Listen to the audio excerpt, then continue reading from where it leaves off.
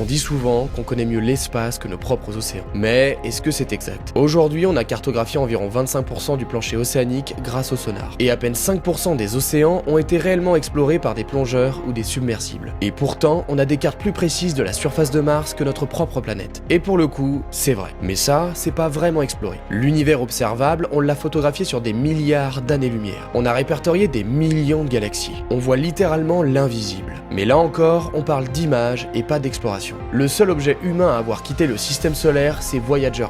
Il flotte en ce moment même à 16 milliards de kilomètres de nous. C'est juste incroyable, et pourtant. Et si on réduisait tout l'univers observable à la taille d'une seule Terre? Dans ce cas précis, la distance parcourue de Voyager 1 serait à peine de 300 nanomètres. Autrement dit, plus petit qu'une seule bactérie. Alors non, on n'a pas exploré plus d'espace que nos océans. Et en vérité, on ne fait qu'effleurer les deux. Ce que l'on connaît ne représente qu'une seule goutte. Tandis que ce qu'il reste à découvrir, c'est un océan gigantesque. Et surtout, un univers entier.